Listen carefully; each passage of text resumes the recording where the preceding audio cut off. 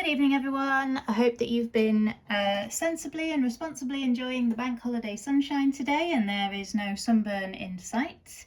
Today I'm coming at you with a titration question which was requested on one of my previous videos. I will look to do a couple of different titration videos in the next week. This one is an AQA question. It's the second part is obviously the important part in terms of the calculation itself, worth 7 marks, but this was quite sneaky in the sense of from the question, the calculation was the last part, which I believe was part H, and this part was part B. And without doing part B, you weren't going to be able to do part H. Now, they are obviously quite far away from each other in the paper, and it might have been that you had to go back and turn over the page even to look back at your answer to B. And obviously they don't make reference to the fact that you need the equation from part B to do the calculation. So just a little, I guess, heads up that it's always worth looking back over the previous parts of your question to see if there's anything that you've previously done that can help you, particularly in this question, because if you don't use this, then the question is mathematically not doable. So yeah, that's where we need to start. So the first part, is writing an equation for anhydrous aluminium sulfate being added to water to give us the hexa aqua aluminium ion. So we're going to have the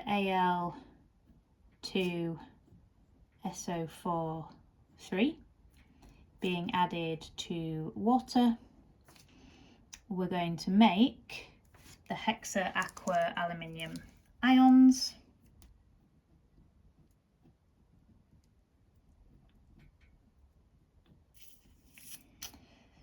And then the sulfates are going to have to end up in the solution. So SO4, 2 minus. Now balancing wise, we can potentially already see that I'm going to need a 2 here to balance my aluminiums, and we're also going to need a 3 in front of the sulfates to balance those, and then that basically leaves us with just the waters to deal with. So we need 6 waters per complex ion, and because we've put the 2 in front of that, we're going to need 12 waters. Now the bit that's going to be really imperative for us is in the calculation. It says we are starting with hydrated aluminium sulfate, which is the same Al2SO4 but this time with waters of crystallization, and it says it's soluble in water. And when it comes to the equations down here, we're dealing with the AlH2O6 3+, and then we're going to be working backwards essentially to figure out X. Now, if you assume that the moles of this are the same as the moles of this, you'll be wrong, because the equation we've just written proves that they're not, and that's where it would be mathematically possible.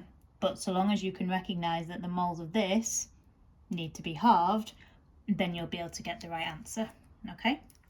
So as I've said, the goal is we're trying to calculate X. And also, before that, the overall MR of the whole hydrated aluminium sulfate species. We get the MR of everything but the water, which we could have obviously worked out, but that's quite nice that they told us. And then in order to work this out, the process that we're following is we're going to do a reaction, a ligand substitution reaction, involving the hexa aqua aluminium ions and EDTA.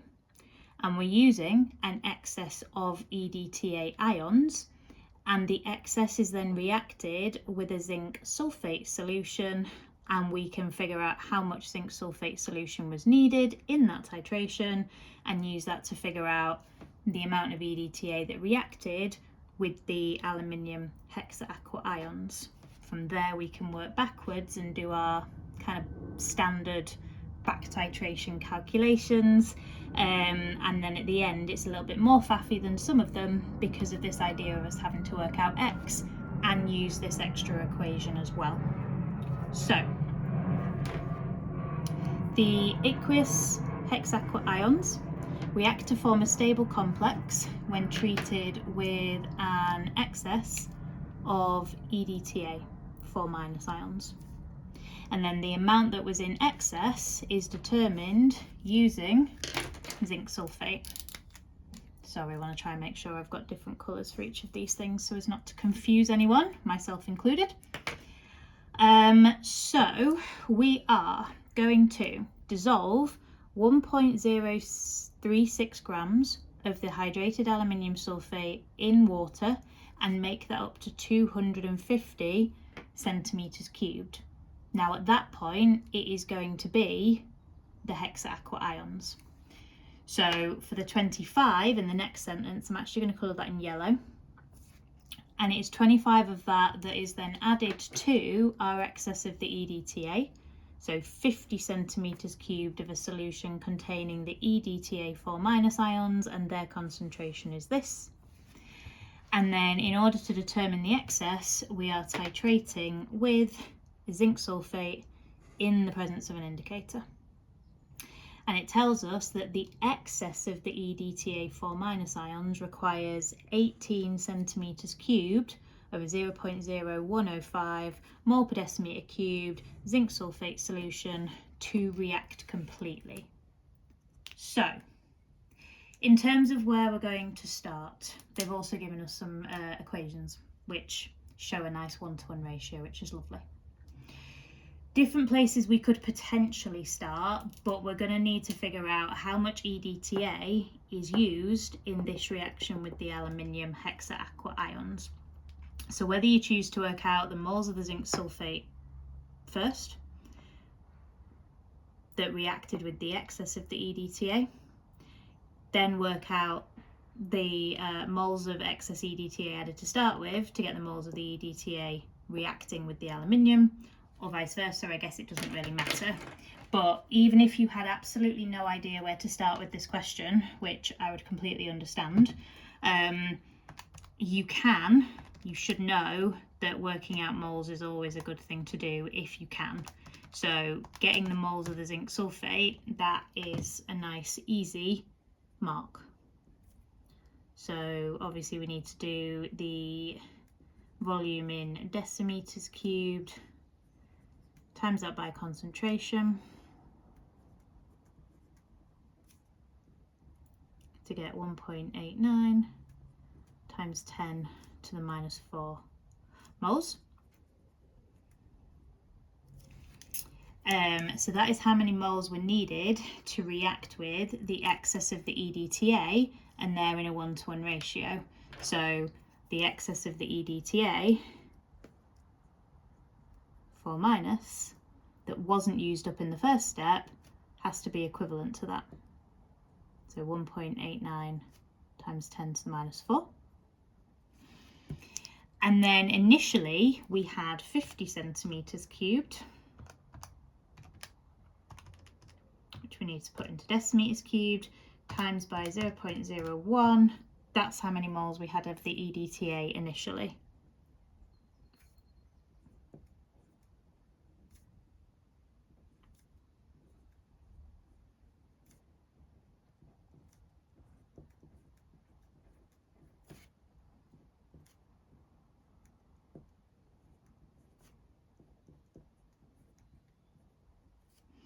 So that is the initial EDTA 4-.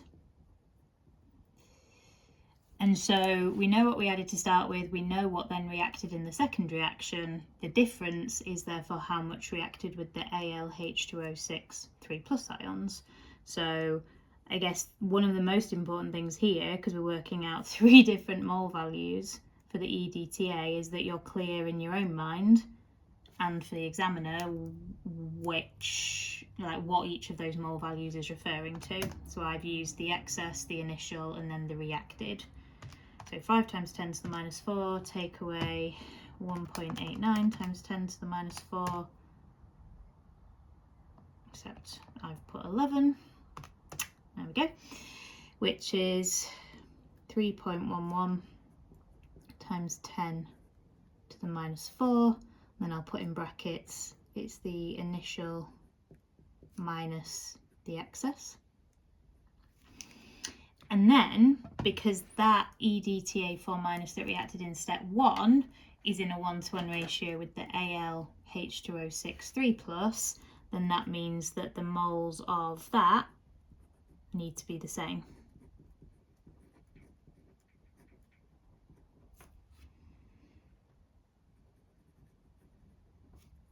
So 3.11 times 10 to the minus 4. Now that is the number of moles in the 25 centimetre cubed sample that was added to the excess of EDTA. And I'm a big believer in writing that down. They wouldn't give us that 25 centimetres cubed if we didn't need to do anything with it, and that's where the scaling comes in, because initially we made it up to 250, then we've used 1/10 of it.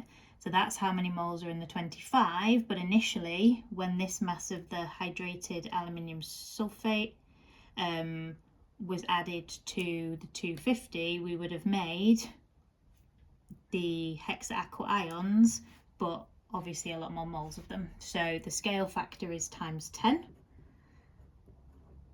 because 25 to 250 is times 10. So 3.11 times 10 to the minus 3 moles in 250 centimetres cubed. Now this is the bit where if you don't do this next step, you would not be able to get an answer.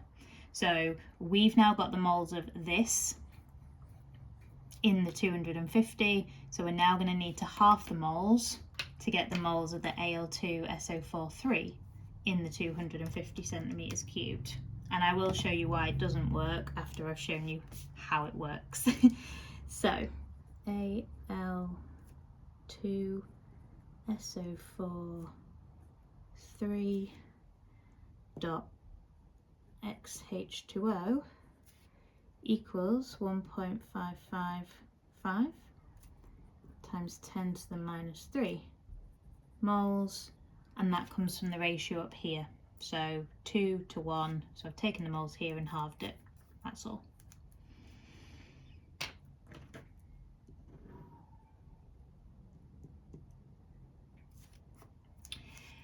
Then we can use the mass that we were given, the 1.036, divide that by the moles to get the MR, which comes out at 666.2.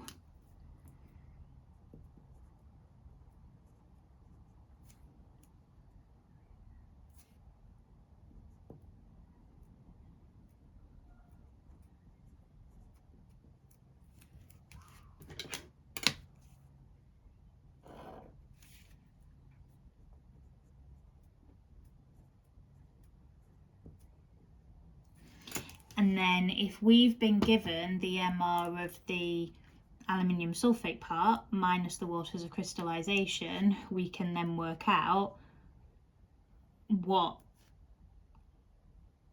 how much of the total MR, which is this, is caused by the water. So use the information given to calculate the MR of that. We have it 666.2.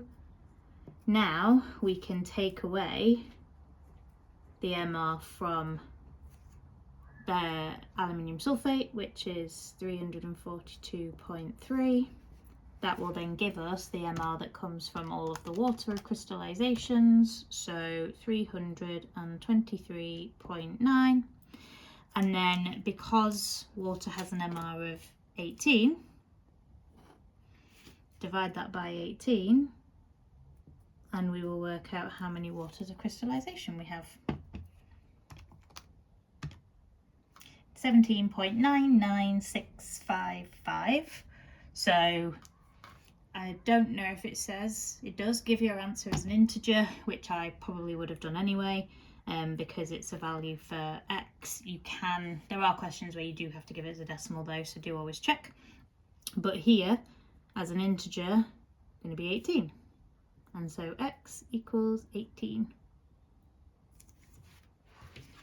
Now, to show you why it wouldn't work if you didn't go back and use your equation from part B in the calculation, if we hadn't have divided the moles by 2 here, we would have been using the 3.11 times 10 to the minus 3 moles and doing the mass of 1.036 divided by 3.11 times 10 to the minus 3. And that gives you an MR of 333.1. Now, how can the MR of the whole thing, including the waters, be smaller than the MR of the aluminium sulfate on its own? And the answer is it obviously can't. And that's where, if students hadn't twigged and gone back to the equation they'd already written, at that point you wouldn't have been able to go any further. I mean, you could have taken away 342.3 from that, but then you'd have got a minus MR, which definitely doesn't make sense, and hopefully you'd have stopped at that point. Now, that it's not the end of the world, because we've already been able to get marks from the moles of the zinc sulfate, the initial moles of the EDTA, the moles of the EDTA that reacted, and then scaling the moles of the aluminium hexaqua ions into the 250 centimeters cubed. No, obviously you're not going to get the final answer mark. You're not going to get the mark for the overall MR of the whole thing, and obviously you won't get this mark either, but you've done pretty well up until that point.